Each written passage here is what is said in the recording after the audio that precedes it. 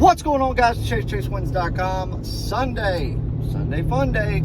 Congrats to everyone yesterday. Well, first off, subscribe if you're not subscribed. That way you can join us every day for free plays, free winners, free money, guys. That way you get notified every time. Well, as long as you hit the notification bell, you get notified every time a video goes up. If there's promos, if there's big game releases, anything and everything, you'll know about it first instead of, who knows, maybe hours later, whenever YouTube decides to tell you that a video has been posted. So congrats to everyone on another fantastic day on Saturday. Sorry about the video mishap on the first one, not being any sound. Well, got another video done, got that fixed and taken care of, so all good there. But anyway, congrats to everybody there. And then on the big NIT game of the week last night. Now, I didn't tell you on yesterday's video whether it was in the NCAA tournament, the NIT, the CBI, the basketball classic. I didn't tell you any of that. Told you that if you wanted to know, obviously if you were an All Access member or a part of the NCAA March Madness All Access Pass, that you would have already gotten the game of the week. So you would already know your your wager should have already been in. But for the ones who were not on that and would have to purchase the play, you would have to buy it to figure out which one it was in. But to keep in mind that a tournament that it was not in was being looked at for a possible big game of the week on Sunday, today. Well, last night's play was on BYU -4. Some people said they got it at -5. And I don't know, I even looked, the people that were saying that about 10 minutes before tip-off, I went and looked across the board at offshore books. I checked my William Hill account. I mean, everything. I was looking for a -5 and could not find it. Now, granted, obviously I don't have access to, if you're using a local book or some sort of paperhead site or something like that. But again, I can't control those paperhead sites. Are controlled by local books or guys, running, somewhat of like a booking operation where he can go multi-state and do regional stuff. They have control over that. While they will use, software that costs them, ever so how much a month, and, they'll pull the same lines that probably Bovada and MyBookie and people like that have. They can go in and change a line at any given time. If there's a line that's -4 and they want to make it -14, it's a couple of clicks and they can do so, and there's nothing anybody can do about it. Those are unregulated. And again, while you would be betting on the site's not taking your money. The software is not taking your money. I mean, you're still paying that person, however it is that they pay you or collect money, whatever. So there's nothing I can do about that. But I mean, if you were betting with an accredited book yesterday, offshore or in Vegas or anywhere really, you would have gotten -4, maybe 4.5. I saw a couple of those out there. But it doesn't matter. Even if you got -5, you still blew it out of the water. You were covering at halftime, and then after the second half started, they never looked back. So congratulations, everyone, on a 5-unit banger. We've cashed in a game of the week. And that's 2 game of the weeks in college basketball in less than 7 days. We also cashed in a game of the week and a game of the month over the course of this week in the NHL. And then we also cashed in, and then we're also going to cash in again tonight. But I'll tell you tonight, I'm even going to give you a little more information than I would normally give you. Not only is there a game of the week tonight, and obviously it's in college basketball, but this one is in the NCAA tournament. And then what have I told you? If you've been betting with me all year, or if you just have the bankroll to do so, we always up the ante on our wagers for March Madness, for for daily top plays, for games of the week, month, year, all that, and we up it to the next ranking. So a game of the week that's typically a 5-unit investment, you're going to wager to win 5 units. And most of our clients are 1 dime per unit better, so they would be betting to win 5 dimes. They're going to up it to what a game of the month would be. And even though we, rated it a game of the week, it means it rated out as a game of the month. So we're going to bet it for 7 units, to win 7 units. So most of the clients are going to be betting to win 7 dimes on this play. I don't care if you're a, $100 per dime better. How would you like to make $700, by dinner time tonight? It is somewhat of an early evening game, 6:15. It could start just a hair bit later based on media, but being that it's the kind of the early game on the board, and you do have Duke, Michigan State going on. They're playing in Greenville, South Carolina. The Wisconsin-Iowa State game, which is the game that my game of the week is being played in Milwaukee. So again, I'm not going to tell you any more than that. I'm not going to tell you whether it's a side play, whether it's a totals play, whether it's a team prop. I'm not going to tell you anything. I'm just going to tell you that, 6:15 tonight, and it is on the Iowa State versus Wisconsin game. And I'll tell you this, and again, this isn't going to give away too much. You can go digging into it all you want. This line looks like it makes sense. Side total, everything looks like it makes sense on paper. But when you dig far enough into it, and if you follow close enough along throughout the course of an entire season, which I'm just going to assume that even those of you who follow college basketball or any sport closely don't follow near as close as I do. Not even remotely close. There's a 9-point swing here that I have found. And to be honest with you, all it takes is a 3-point swing for me to be top play ready. Because 3 points is a lot, especially, now if it was regular season, maybe a little bit different story. But in tournament time, second round of the tournament, going to the Sweet 16s on the line. So, one team is going to have their season end tonight.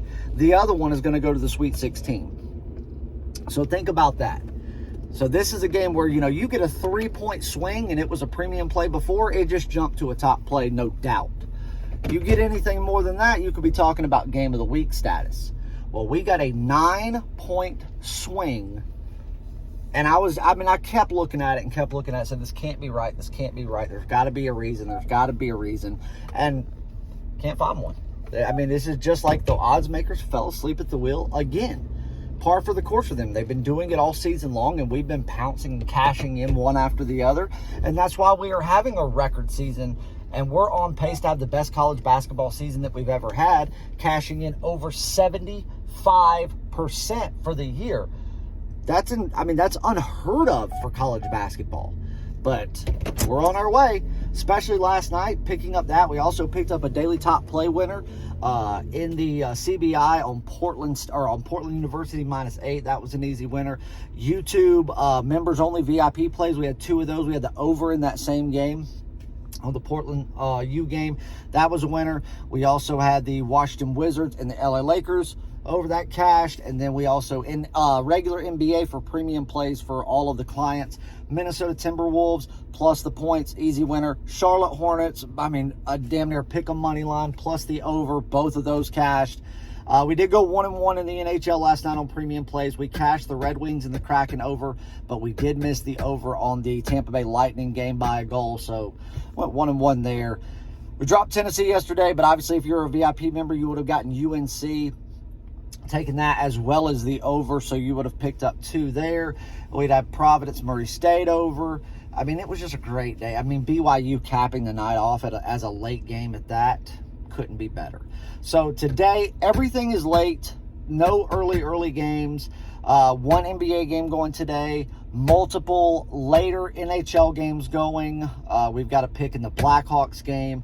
We've also got a pick in the Winnipeg Jets, Chicago Blackhawks, and then the Arizona Coyotes, San Jose State.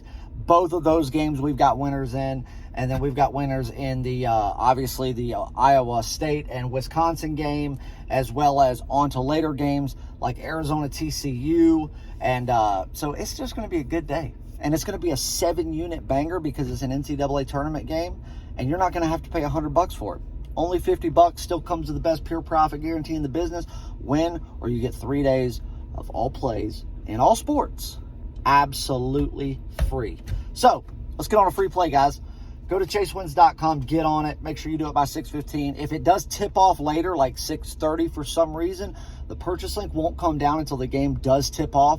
But as soon as tip-off happens and that line kind of starts, teetering and moving and it has the ability to move instantly, we will take it off. That way you can't purchase it anymore and you will not be able to partake in it. So make sure you do that. Check your email. Today's the last day to be able to get the MLB season pass for $700. It'll go to $9.99 at midnight tonight. That'll go on for next week, and then it goes to its normal price of $2,500. From then on until the All-Star break, your remainder season passes for NHL and NBA at $199 a piece. Those end at midnight tonight.